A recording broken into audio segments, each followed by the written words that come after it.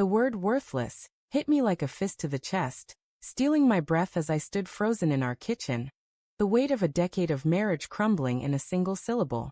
Sarah's voice, sharp and cold, echoed in my mind as I stared at the unpaid mortgage notice on the counter. Its red ink screaming betrayal louder than her words ever could. 10 years of grinding, of sacrificing my dreams to keep a roof over our heads, and she'd spat that word at me like I was nothing. But it wasn't just her voice I heard that night. It was his too, laughing with her on the phone when she thought I was asleep. That's when I knew.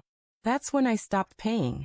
I'd always been the steady one, the one who clocked in at 6 a.m. at the warehouse, hauling crates until my back screamed.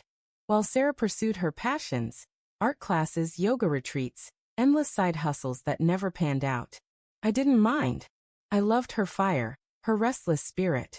I thought we were a team. Every paycheck I poured into our life, our modest 2-bedroom house, the garden she loved, the vacations we took to keep her smiling. But somewhere along the way, her smiles faded, replaced by sharp sighs and cutting glances. I told myself it was stress, that she was just tired. I didn't see the truth until it was too late. It started with small things. She'd leave her phone face down, a habit she never had before.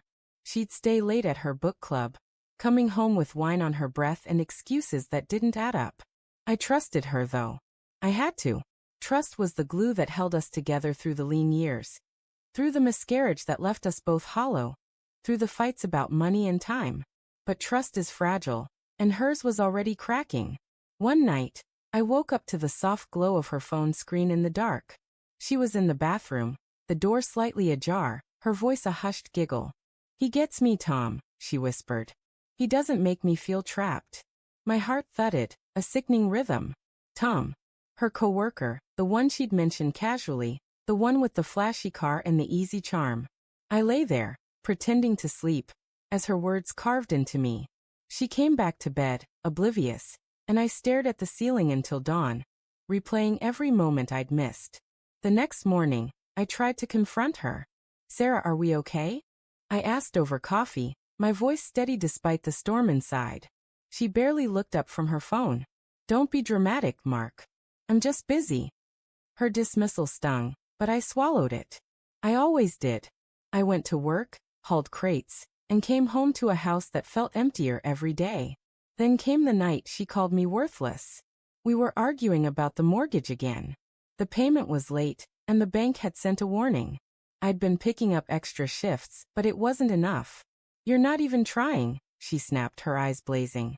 "You're just worthless." The word hung in the air, heavy and final. I waited for her to take it back, to soften, but she just turned away, her phone buzzing with a text that made her lips twitch into a smile.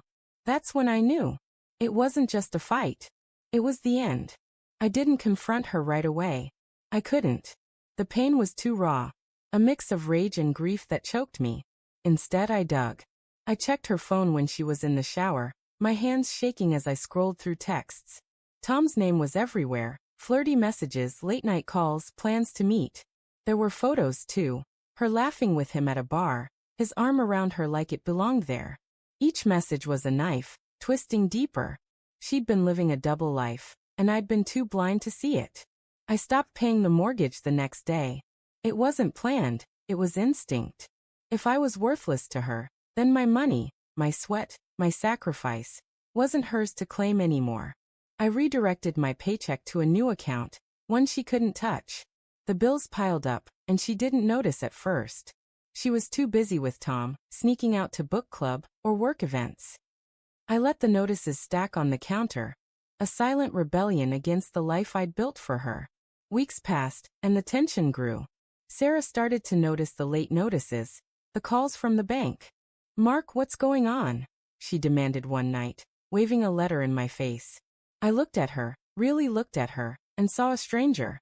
"I stopped paying," I said, my voice calm but cold. "You called me worthless. I figured you didn't need me anymore." Her face paled, but she didn't deny it. She didn't apologize. She just stared, caught in her own web. The truth unraveled fast after that. I showed her the texts I'd screenshot, the proof of her betrayal. She tried to spin it.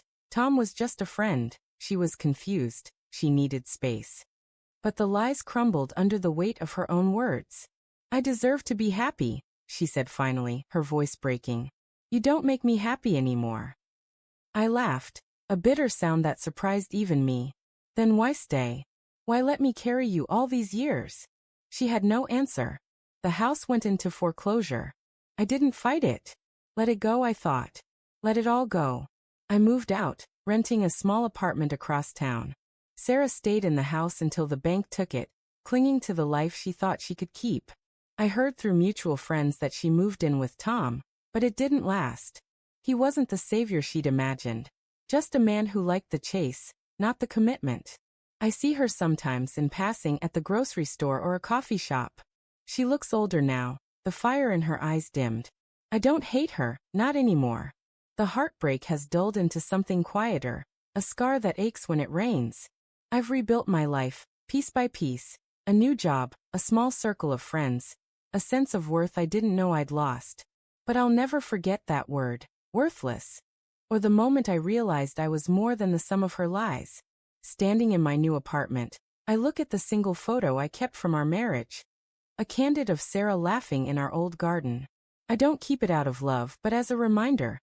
Trust is fragile, and so am I. But I'm not worthless. Never was.